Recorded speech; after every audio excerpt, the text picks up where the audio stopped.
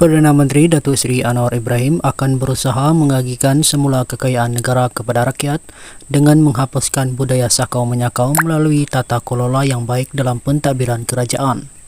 Anwar berkata rakyat diminta memberi tempoh beberapa tahun kepada dirinya untuk membuktikan apa yang dijanjikan walaupun usaha itu sebenarnya bukan mudah.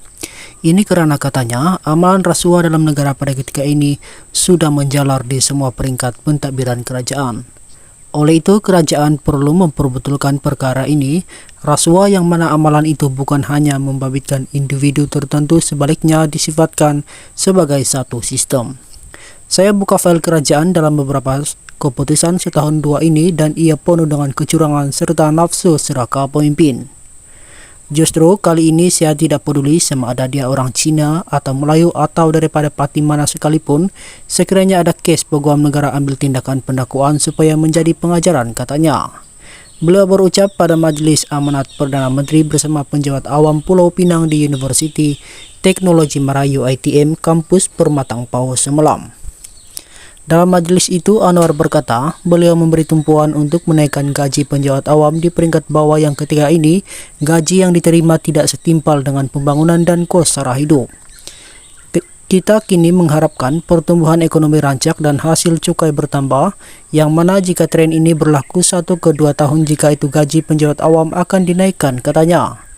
Sementara itu, Anwar berkata kerajaan pusat dan kerajaan negeri Pulau Pinang perlu bekerja dalam satu pasukan untuk menghadapi pilihan raya negeri PRN dalam memastikan kestabilan politik terus terjamin. Hal ini perlu dipertahankan kerjasama antara pusat dan negeri. Saya minta rakyat faham keperluan kita mempertahankan kerajaan negeri Pulau Pinang. Ini kerana kita mahu pastikan kerajaan negeri ini kuat supaya dapat membantu kita memperkuatkan lagi kerajaan perpaduan di bawah peringkat kerajaan pusat, katanya. Satu laporan polis dibuat berhubung apa yang didakwa sebagai konspirasi Suruhanjaya Pilihan Raya Malaysia, SPRM dan Jabatan Pendakwa Raya untuk melepaskan Datuk Seri Ahmad Zahid Hamidi daripada pendakwaan.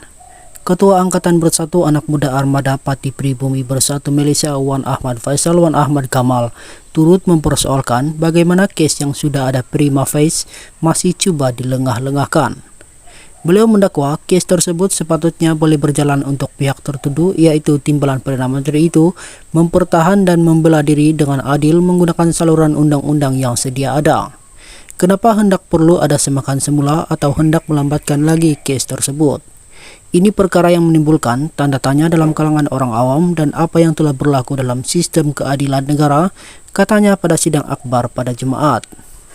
Terdahulu Wan Ahmad Faisal menemani ahli Dewan Undangan Negeri Adun Sungai Udang Dr. Alif Yusuf dan Timbalan Pengurusi Biro Kesihatan Armada Nasional Dr. Alan M. Rahman membuat laporan polis di Ibu Pejabat Polis Daerah IPD Dangwangi.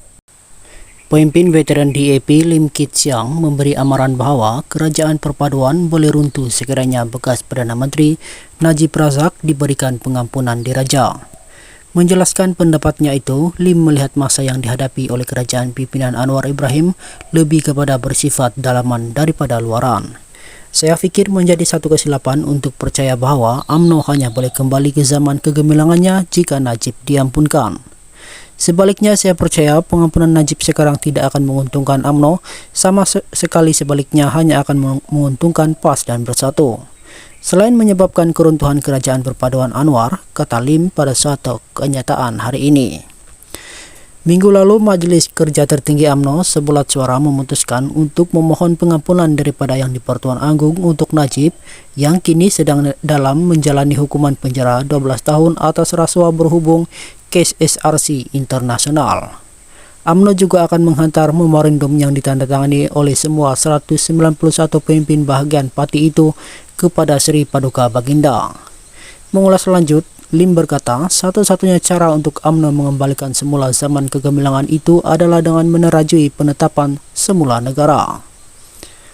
Saya telah mengatakan bahawa peluang kerajaan perpaduan Anwar untuk bertahan selama 5 tahun penuh dalam penuh adalah positif, tetapi ia tidak boleh merasakan diri sendiri dengan melaksanakan dasar yang bertentangan dengan nilai teras dan prinsip asas untuk membina negara bangsa Malaysia sebagai sebuah negara majmuk yang disokong oleh 4 Presiden UMNO yang terawal, seperti usaha untuk memerangi rasuah dan mengembalikan badan kehakiman yang bebas, katanya lagi.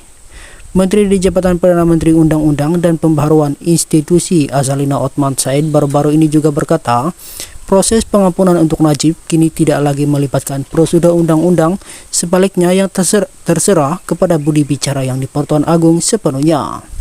Sebelum ini, ahli Parlimen Pasir Gudang Hasan Abdul Karim mendakwa bahwa kerajaan akan berdepan masalah besar jika Najib diberi pengampunan diraja.